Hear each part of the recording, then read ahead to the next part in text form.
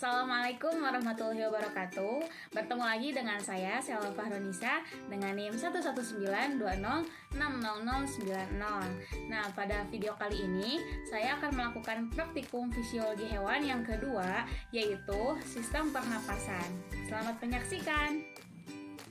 Pernafasan atau respirasi merupakan peristiwa menghirup udara dari luar yang mengandung oksigen serta menghembuskan udara yang banyak mengandung CO2 sebagai sisa dari oksigen yang keluar dari tubuh.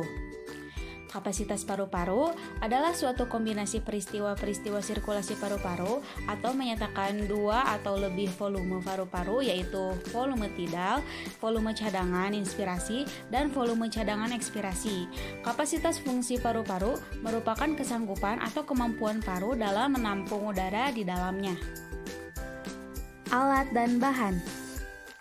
Alat dan bahan yang digunakan dalam praktikum kali ini yaitu gelas ukur, galon, selang akuarium, baskom sebagai wadah, cangkir kecil, double tip dan gunting, kemudian spidol, dan air.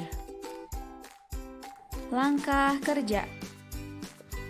Untuk langkah yang pertama, gunting kertas kemudian tempelkan pada sisi galon menggunakan double tip yang bertujuan untuk memudahkan menulis skala pada botol.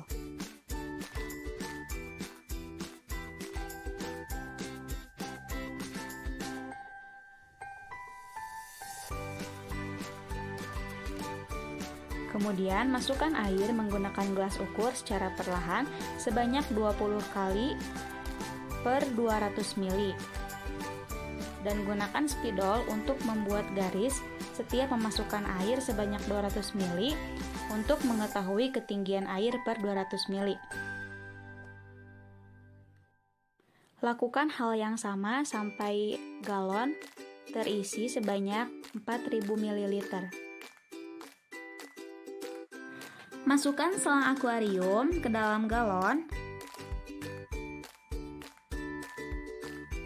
dan letakkan galon ke dalam baskom yang telah diisi air dalam keadaan terbalik. Ambil nafas secara normal, kemudian hembuskan melalui selang tersebut. Gunakan skala pada galon untuk menentukan volume atau jumlah tuang yang terpakai setelah menghembuskan nafas tadi. Lalu beri tanda. Kemudian, catat hasil akhirnya di dalam tabel. Setelah itu, masukkan kembali air sebanyak 4000 ml ke dalam galon. Sebelum melakukan percobaan kedua ini, lakukanlah aktivitas lari selama 2 menit.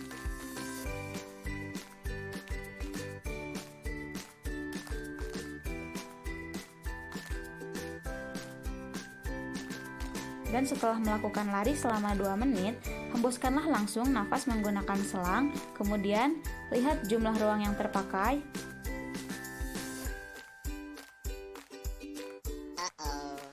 Lalu beri tanda.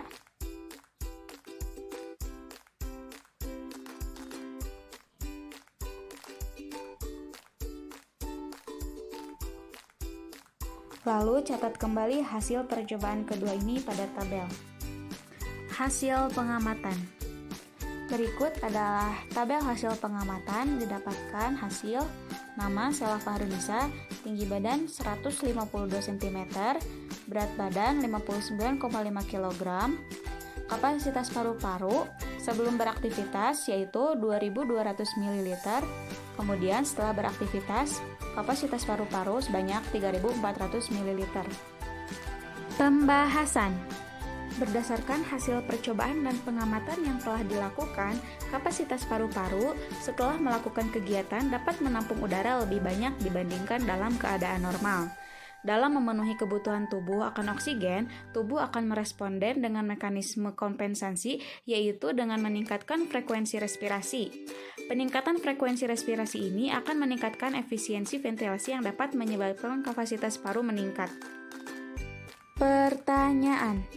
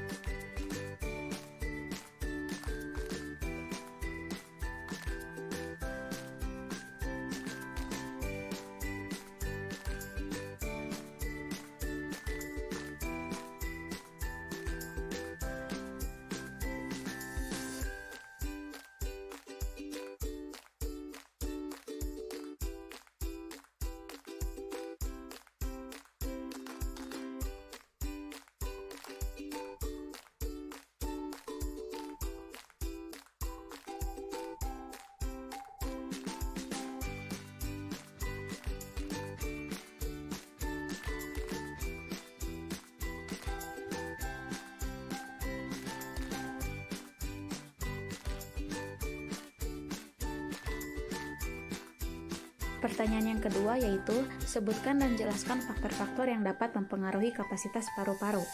Jawabannya, faktor-faktor yang dapat mempengaruhi kapasitas paru-paru yaitu usia, jenis kelamin, riwayat penyakit, dan status gizi. Pada usia berhubungan dengan proses penuaan atau bertambahnya umur. Semakin tua usia seseorang, maka semakin besar pula kemungkinan penurunan fungsi paru-paru. Berdasarkan jenis kelamin, paru-paru pada wanita lebih kecil daripada paru-paru pada laki-laki. Laki-laki ini memiliki ukuran paru-paru sekitar 4,8 ml, sedangkan perempuan memiliki ukuran 3,1 ml. Kemudian pada status gizi dapat diukur menggunakan indeks massa tubuh atau IMT. Faktor lainnya yaitu riwayat penyakit, contohnya pada perokok dan kebiasaan olahraga. Merokok dapat menurunkan fungsi vital paru-paru lebih besar dibandingkan dengan non-perokok. Untuk pertanyaan yang ketiga yaitu, berapa jumlah volume udara paru-paru yang tertinggal selama pernafasan berlangsung? Mengapa demikian? Jawabannya adalah jumlah volume udara paru-paru yang tertinggal yaitu sebanyak 1000 ml. Hal ini disebut juga dengan udara residu. Udara residu ini merupakan udara yang masih tersisa di dalam paru-paru setelah melakukan ekspirasi maksimal. Udara residu ini tetap berada di dalam paru-paru dan tidak dikeluarkan karena udara residu ini berfungsi untuk mempertahankan bentuk paru-paru dan menjaga jaringan alveolus agar tidak menempel satu dengan yang lainnya. Pertanyaan yang keempat yaitu, apakah yang dimaksud dengan udara tidal, volume suplementer, volume udara komplementer, dan kapasitas udara pernapasan?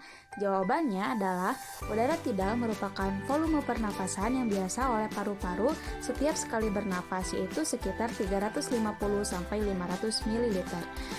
Kemudian, udara suplementer adalah volume udara maksimal yang dapat dihembuskan setelah inspirasi biasa, yaitu sekitar 1.300 ml.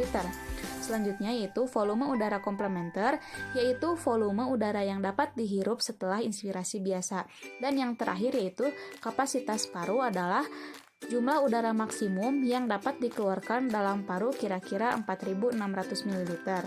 Nilai kapasitas paru pria dewasa lebih tinggi 20-25% daripada wanita dewasa. Kesimpulannya yaitu kapasitas paru-paru setelah melakukan aktivitas lebih besar daripada kapasitas pada keadaan tubuh saat normal. Nah, kapasitas paru-paru dapat disebabkan oleh beberapa faktor, yaitu diantaranya usia, jenis kelamin, riwayat penyakit, dan status gizi.